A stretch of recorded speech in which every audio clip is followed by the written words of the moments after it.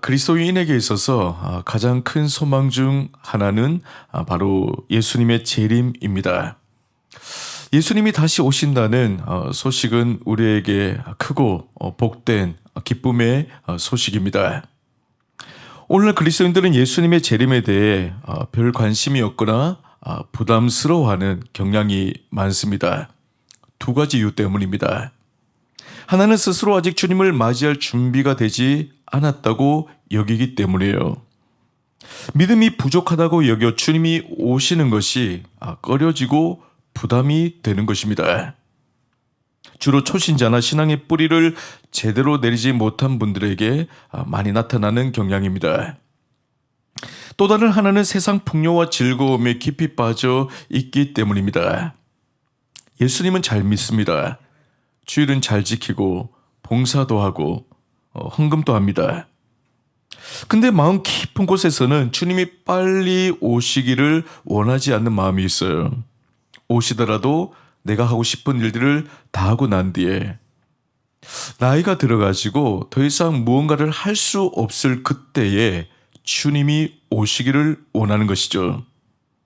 이것은 세상의 마음을 다 빼앗긴 것입니다. 주님은 이런 자를 가리켜 잠자는 자라고 했습니다. 성경에 보면 주님은 잠자는 자들을 향하여 자주 경고하셨어요. 재림의 날이 도적같이 임할 때 우리가 잠들어 있을까 염려하시면서 깨어 있으라고 말씀하셨습니다. 그러므로 우리는 늘 깨어 있어야 합니다. 주님의 재림을 언제든지 맞이할 준비가 되어 있어야 합니다. 동시에 재림에 대한 기대감으로 찬 삶을 살아가셔야 돼요. 저는 오늘 주님의 재림과 관련하여서 데살로니가전서 말씀을 함께 나누고자 합니다. 데살로니가 교회는 바울이 단 3주간 전도에서 세운 교회입니다. 이 데살로니가는요, 아주 당시 큰 도시였어요. 한때는 100만 명이 거주를 하고 많은 상인들이 오고 가는 중요한 지역이었습니다. 그것은 이 사도 바울이 전도와 관련하여서 아주 중요하게 여긴 거점이었어요.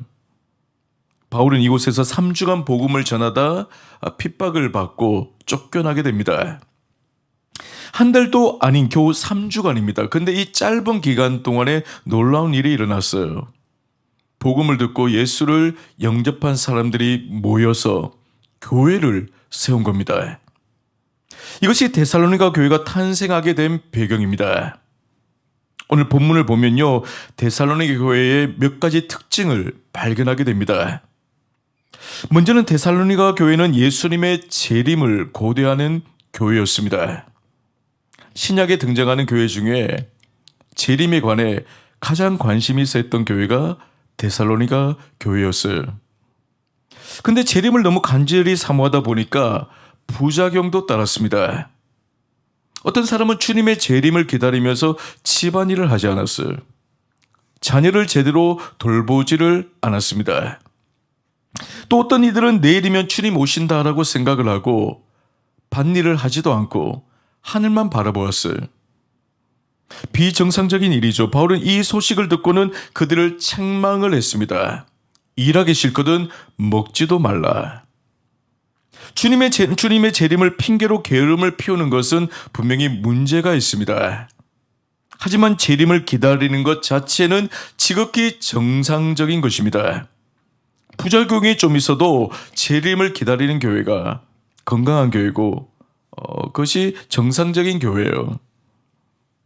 주님은 세상을 떠나기 전 마지막으로 재림에 관해서 신중하게 경고하셨습니다. 마가복음 13장 35절 36절을 보시면 그러므로 깨어있으라 집주인이 언제 올는지 혹 저물 때 일는지 밤중 일는지 닭 울 때 일는지 새벽 일는지 너희가 알지 못함이라. 그가 호련히 와서 너희가 자는 것을 보지 않도록 하라.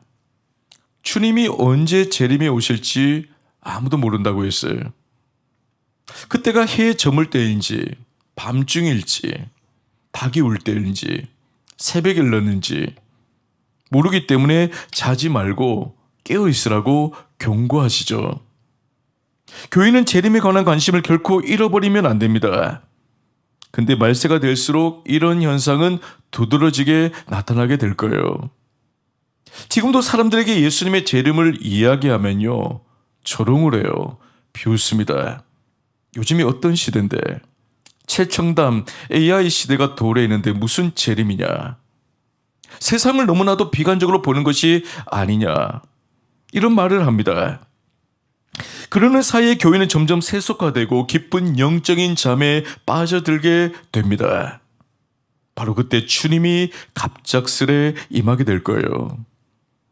데살로니가전서 5장 1절과 2절을 보시면, 형제들아 때와 시기에 관하여는 너희에게 쓸 것이 없음은 주의 날이 밤에 도둑같이 이를 줄을 너희 자신이 자세히 알기 때문이라. 주의 재림은 도둑같이 임합니다. 우리가 평안하다고 말할 그때에 임합니다. 주님이 재림하실 날은 이미 정해져 있습니다. 그 디데이가 점점 다가오고 있는 거예요. 마가복음 13장 26절을 보면, 그때 인자가 구름을 타고 큰 권능과 영광으로 오는 것을 사람들이 보리라. 때가 되면 주님이 구름을 타고 오십니다. 권능과 영광으로 오십니다. 그 광경을 모든 사람이 보게 될 것입니다. 한 사람도 예외 없이 보게 될 거예요. 그래서 주님은 이렇게 경고하십니다.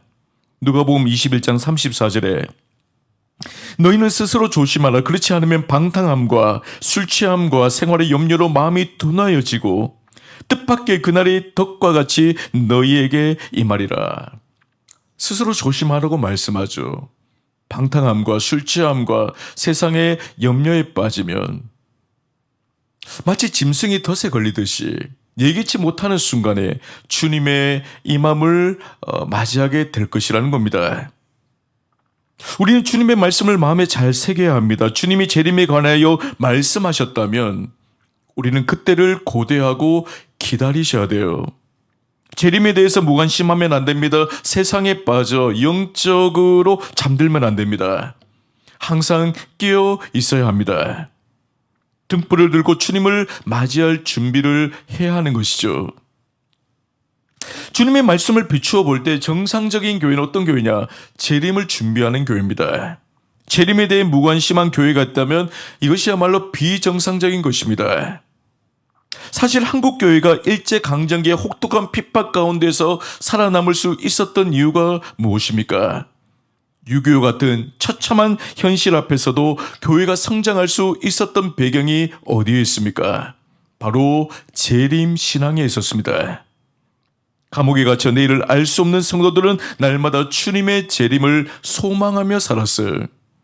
비록 전쟁 중에 헐벗고 굶주리고 피를 흘리는 상황 속에서도 이제 머지않아 주님이 재림에 오신다 하는 확신을 가지고 있었습니다. 이 믿음으로 우리 신앙의 선배들이 살아남았던 겁니다. 재림 신앙으로 무장된 성도는 현실과 타협하지를 않습니다. 내일을 두려워하지를 않습니다. 세상의 염려와 근심에 사로잡히지 않습니다. 언제나 재림을 기다리며 살아갑니다. 우리의 미래는 안심할 수 없죠. 세상에 어디를 가든지 다 마찬가지입니다. 어제 미국이 이란을 폭격을 했어요. 전쟁이 일어났습니다. 지금 전 세계는 전쟁 이슈와 미국발 관세 문제 등으로 불확실성과 두려움에 놓여져 있습니다. 여러 방법으로 위기를 극복해 보려고 애를 쓰지만 여전히 많은 것이 불투명해요. 그래서 사람들이 불안해합니다. 염려하고 있습니다. 게다가 우리가 살고 있는 지구를 바라보면요, 미래가 밝지를 않습니다. 지구를 감싸고 있는 오존층이 많이 파괴가 되어서 제 기능을 잃어가고 있습니다. 바다는 수많은 플라스틱으로 오염이 된 지 오래입니다. 북극과 남극의 거대한 빙하들도 지금 온난화로 급속하게 녹아내리면서 저지대에 있는 도시들이 물에 잠길 위험에 처해 있습니다. 뿐만이 아니죠. 각 나라들은 자국의 이익과 영토 보호를 목적으로 살상 무기를 계속 개발하고 있어요. 가장 문제가 되는 것이 핵무기죠. 핵은 단순히 적을 제압하기 위한 용도로 만들어진 것이 아니라 소멸하기 위해 만들어진 것입니다. 중요한 것은 이 땅에 핵전쟁이 일어나면 인류의 종말이 온다는 거예요. 현재 미국이 소유한 핵무기만 해도 약 5천 개가 넘는다고 합니다. 그 정도 숫자면요, 지구를 몇 번이나 멸망시키고도 남는 숫자입니다. 세계의 핵무기를 갖고 있는 나라가 제법 되죠. 그 가운데서도 북한이 있습니다. 핵무기를 소유한 나라의 지도자가 악한 마음을 품고 이러면 핵 버튼에 누르기만 한다면요, 여러분, 그야말로 세상의 종말이 올 것입니다. 핵전쟁이 일어나면 승자도 패자도 없습니다. 오직 인류의 종말만 있을 뿐입니다. 이 모든 종합해 보면 여러분, 인류의 미래를 그저 낙관할 수만은 없는 것이죠. 그렇다면 우리에게 남아있는 소망은 무엇입니까? 우리 자녀 세대에게 줄 수 있는 희망의 빛은 무엇입니까? 바로 주님의 재림이에요. 주님이 다시 오시면 오염되고 더러워진 이 세상은 사라지게 될 것입니다. 주께서 거룩한 성도들을 새하늘과 새 땅으로 이끌어 주시고 인도해 주실 것입니다. 이것보다 더 크고 확실한 절대적인 소망은 없는 것이죠. 그러므로 데살로니가 교회처럼 주님의 재림을 기다리는 것이 정상이에요. 날마다 고개를 들고 하늘을 바라보는 것이 정상입니다. 우리의 믿음이 깨어있는 것이 정상이에요. 우리는 스스로 자문해 보아야 됩니다. 날마다 깨어 주님의 재림을 고대하고 기다리고 있는가? 아니면 그것과는 무관하게 관심 없이 살아가고 있는가? 자문해 보시기를 바랍니다. 다음으로 데살로니가 교회는 예수님의 재림에 대해서 무지했습니다. 그들은 주님의 재림을 고대하기는 했지만은 재림에 대한 지식이 부족했어요. 바울이 데살로니가에서 복음을 전한 것은 고작 3주에 불과했습니다. 그 짧은 기간 동안에 성경을 깊이 있게 다룬다는 것은 불가능한 것이죠. 데살로니가 교회 성도들은 주님의 재림에 대해서 충분히 배우지 못했을 가능성이 큽니다. 아마 그들은 고작 주님이 재림하신다는 말만 들었을 거예요. 그 결과 죽음에 대한 왜곡된 관점을 가지게 되었습니다. 바울이 데살로니가에서 쫓겨난 이후에 데살로니가의 신실한 믿음의 성도 몇 사람이 세상을 떠났어요. 아마 노안이나 질병 때문이었을 겁니다. 이들의 죽음은 주님의 재림을 기다리던 데살로니가 교회 성도들에게 큰 충격으로 다가왔습니다. 이제 얼마 있지 않으면 주님이 오신다는데 벌써 죽으면 어떻게 되나? 주님이 구름 타고 오시는 그 영광스러운 모습을 보지 못하고 죽다니 너무나도 안타깝다. 슬픈 일이다.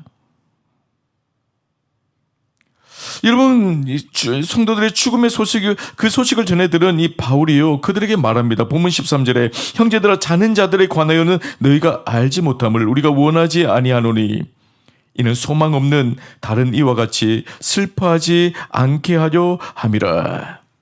이런 말입니다. 너희가 지나친 슬픔에 빠져 있는 것은 재림에 대해서 제대로 알지 못하기 때문이다. 소망 없는 자들처럼 슬퍼하지 말라.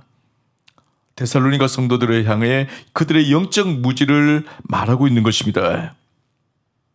우리도 마찬가지입니다. 신앙생활을 할 때 영적으로 무지하면요, 많은 손해를 보게 되어져요. 오늘을 살아가는 그리스도인들 다들 똑똑하죠. 지성인들이 넘쳐납니다. 전문적인 지식으로 무장이 되어져 있습니다. 하지만 하나님의 진리에 있어서는 깊이가 부족해요. 무지합니다. 정확히 알지 못해서 오해를 많이 합니다. 하지 않아도 될 쓸데없는 걱정과 염려에 사무쳐 있습니다. 하나님의 말씀을 분명히 알았다면 그런 걱정과 불안은 없었을 겁니다. 이런 상황을 두고 주님이 경고합니다. 마태복음 16장 3절에 아침에 하늘이 붉고 흐리면 오늘은 날이 굳겠다 하나니 너희가 날씨는 분별할 줄 알면서 시대의 표적은 분별할 수 없느냐. 천재의 기상은 분별할 줄 알면서 왜 시대는 분별하지를 못하느냐라는 말입니다. 세상 돌아가는 것은 잘 알면서 종말이 다가오고 있다는 사실은 왜 깨닫지 못하느냐는 거예요. 영적 분별력이 없으면 데살로니가 성도들처럼 불필요한 걱정과 그리고 슬픔을 안고 살게 되어집니다. 그러므로 우리에게 가장 필요한 것은 영적인 지식입니다. 세상 역사를 주관하는 하나님의 뜻을 아는 것입니다. 특별히 오늘 우리는 재림에 관한 지식을 좀 가질 필요가 있습니다. 그렇다면 먼저 첫 번째로 주님이 재림하실 때 죽은 자들에게 어떤 일이 일어나는가를 한번 살펴보겠습니다. 자, 13절을 다시 한번 보시면요. 형제들아, 자는 자들에 관하여는 너희가 알지 못함을 우리가 원하지 아니하노니 이는 소망 없는 다른 이와 같이 슬퍼하지 않게 하려 함이라. 데살로니가 교회 성도들은 자는 자들 때문에 슬퍼했습니다. 여기서 자는 자들이라는 것은 이미 죽은 자들이에요. 죽은 자들을 잔다라고 표현한 이유는 다시 깨어날 날이 있기 때문입니다. 예수 믿고 죽은 자들의 영혼은요, 하나님 나라에서 안식을 누립니다. 그곳에서 쉬면서 무엇을 기다리냐? 주님의 재림을 기다려요. 주님이 다시 오셔서 세상을 심판하시고 성도들을 불러 모을 그날을 저 하나님 나라에서, 천국에서 기다린다는 겁니다. 기다린다는 측면에서 보면 우리나 먼저 하나님 나라에 간 믿음의 선배들이나 마찬가지인 거예요. 동일한 거예요. 그들이나 우리나 함께 주님의 재림을 기다리는 것입니다. 그러므로 예수 믿고 죽은 자들이 하나님 나라에 들어간 것을 온전한 구원이라고 말하지를 않습니다. 그것은 아직 완전한 상태가 아니에요. 왜냐하면 육체는 여전히 땅에 있기 때문입니다. 하나님이 우리에게 약속하신 구원이라는 것을 우리가 착각하면 안 되는 것이 영혼만의 구원을 말하는 게 아니에요. 영혼의 구원과 동시에 육체의 구원도 함께 일어나야 온전한 구원이 이루어지는 것입니다. 그래서 먼저 죽은 자들의 영혼이 하나님 나라에서 쉬고 있지만은 그들이 고대하는 것이 한 가지가 있습니다. 바로 천국에서 무엇을 고대하느냐? 예수 그리스도의 재림을 기다린다는 거예요. 주님이 재림을 하시면요, 땅에 묻힌 육체가 새 몸을 입고 하나님 나라에 있는 그 영혼과 결합을 하게 되어집니다. 그 이후에 공중에서 주님을 만나고 새하늘과 새 땅 안으로 들어가게 되는 거예요. 그래서 영원히 주님과 함께 살게 되어집니다. 이것이 구원의 완성이고 영원로운 상태에 이른 것입니다. 성도가 죽어 하나님 나라에 먼저 들어간다고 영혼이 영원롭게 되는 것이 아닙니다. 단지 쉬고 있는 것입니다. 하나님 나라에서 그저 안식을 취하고 있는 상태예요. 아직 완전한 영화의 단계에 도달한 것이 아닙니다. 더 크고 영광스러운 상태가 그들을 기다리고 있습니다. 바로 주님의 재림의 날입니다. 그때가 되면 죽은 자의 육체가 부활하게 됩니다. 성도 여러분, 주변의 가족이나 사랑했던 이들이 먼저 떠난 분들이 계십니까? 그들은 바로 그날을 기다리고 있어요. 만약 데살로니가 성도들이 이 사실을, 이 진리를 제대로 알았더라면 죽은 자들로 인하여 절망하며 슬퍼하지 않았을 것입니다. 소망을 갖고 주님의 재림을 기다렸을 거예요. 이어서 살펴볼 것은 주님이 재림하실 때 산자들은 그러면 어떻게 될 것인가 하는 것입니다. 자, 16절을 보시면 주께서 호령과 천사장의 소리와 하나님의 나팔 소리로 친히 하늘로부터 강림하시리니 그리스도 안에서 죽은 자들이 먼저 일어나고. 여기 보니까 주님이 재림하시는 그날 큰 소리로 호령한다고 했습니다. 그 호령 소리가 무엇인가는 쉽게 짐작할 수가 있습니다. 16절 마지막에 보면 그리스도 안에서 죽은 자들이 먼저 일어나고 라고 했습니다. 주님의 호령 소리는 아마 죽은 자들을 향한 주님의 부르는 소리였을 것입니다. 요한복음 11장에 보면 나사로가 죽었을 때 예수님이 그의 무덤에 찾아가셨어요. 무덤에서는 이미 시신 썩는 냄새가 진동을 하고 있었습니다. 근데 주님이 무덤을 막고 있는 돌을 옮기라고 했어요. 사람들이 돌을 옮겼습니다. 그때 주님이 말씀합니다. 하나님의 아들이시요 생명의 주가 되시는 예수님이 말씀합니다. 나사로야 나오너라. 그 명령 앞에 죽었던 나사로가 수위를 두른 채에 무덤에서 걸어 나왔어요. 주님은 재림하실 때도 온 세상을 향해 동일하게 외칠 것입니다. 죽은 자들아 나와라. 그때 잠자고 있던 수많은 하나님의 백성들이 일제히 부활할 겁니다. 새 몸을 입고 하나님 나라에서 안식했던 영혼과 결합을 하여서 공중에 들려 주님을 맞이하고 새하늘과 새 땅으로 들어가게 될 거예요. 또 16절을 보면 천사장의 소리와 하나님의 나팔 소리가 난다라고 있습니다. 여러분, 이 둘은 같은 의미입니다. 천사장이 나팔을 불고 있는 겁니다. 구약시대의 나팔은 언제 불었습니까? 하나님이 시내산에 임하실 때 불었습니다. 또한 이스라엘 백성들을 불러 모을 때에 나팔을 불었어요. 제사장이 나팔을 불면 이스라엘 백성들은 하는 모든 일을 멈추고 성막 주변으로 모여들었습니다. 바로 그곳에 하나님이 임재하셨기 때문이에요. 오늘 본문의 나팔 소리는 죽지 않고 살아있는 성도들을 불러 모으는 나팔 소리입니다. 그 나팔 소리가 울려 퍼질 때 온 성도들이 주님 앞에 불려 올라가게 될 것입니다. 근데 이전과 같은 몸으로 올라가는 게 아니에요. 나팔 소리가 울려 퍼지자마자 그들의 몸이 변화됩니다.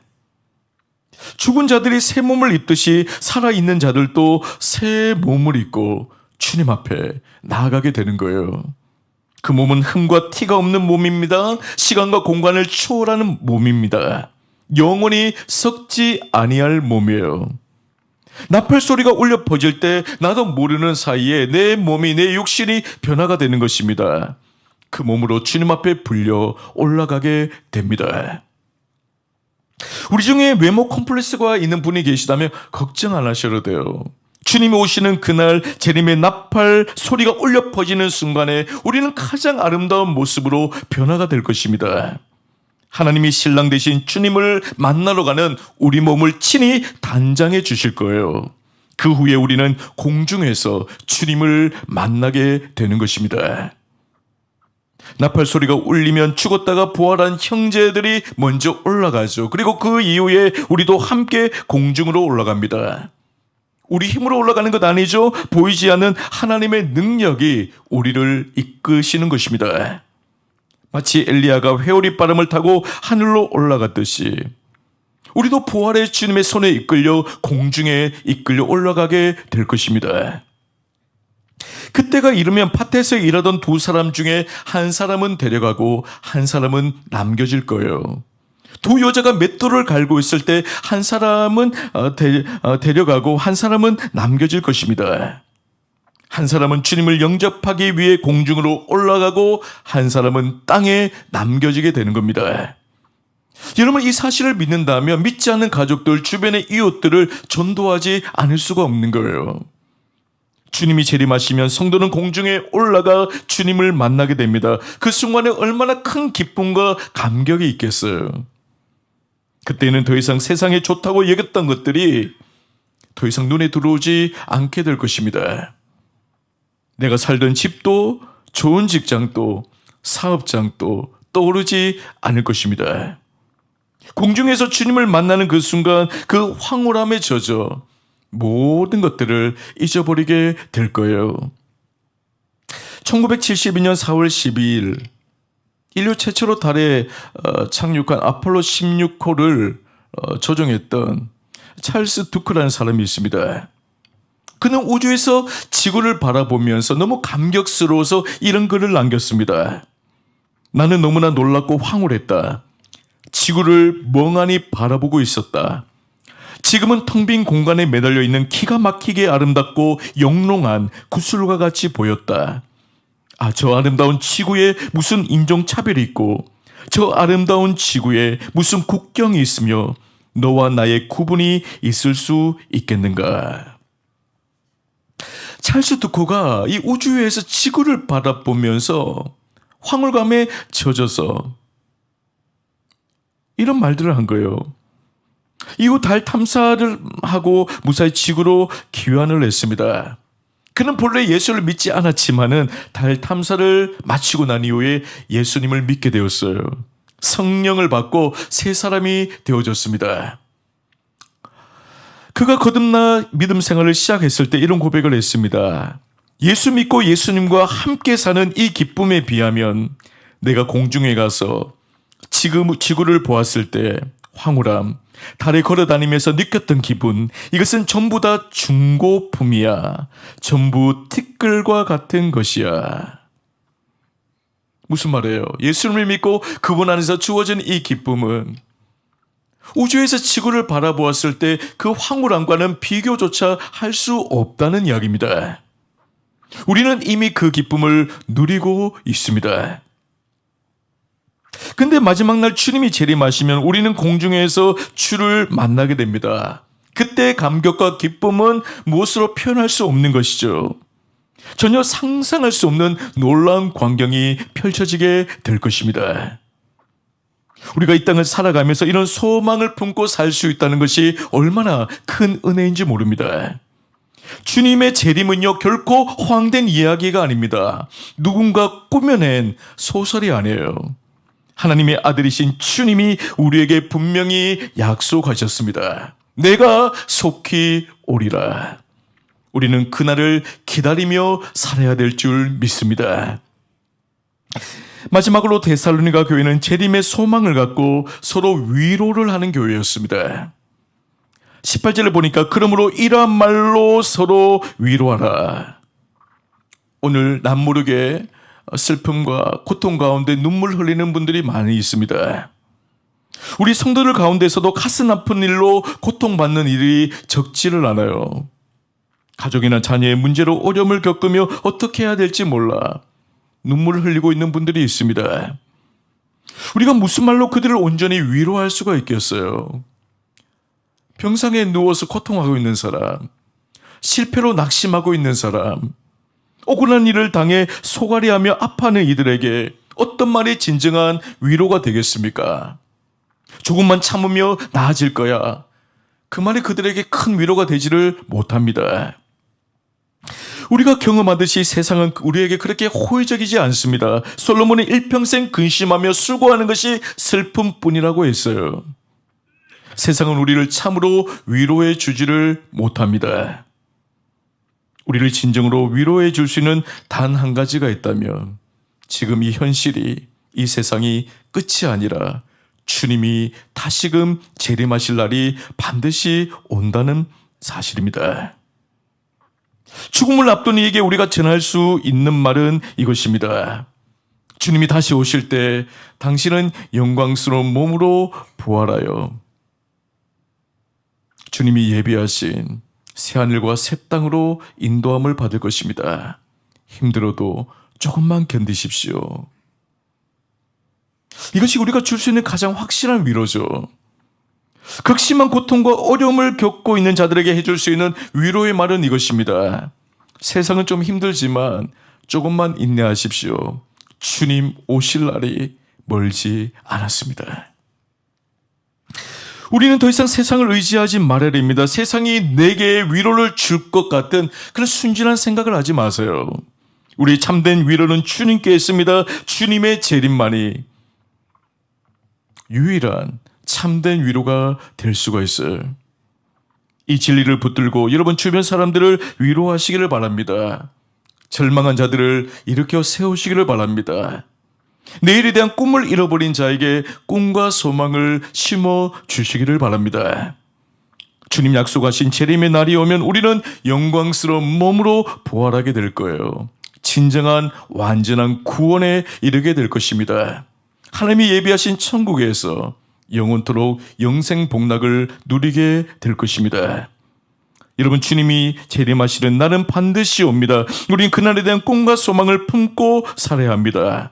그러므로 아무리 현실이 힘들고 어려워도 절망하지 마시고 오늘 최선을 다해 살아가시기를 바랍니다. 인내하면서 낙심하지 마시기를 바랍니다. 주님 다시 오실 날을 바라보면서 날마다 하나님을 찬양하고 서로를 더욱더 위로하며 살아가는 우리 모든 성도들 되시기를 주의 이름으로 간절히 축원합니다.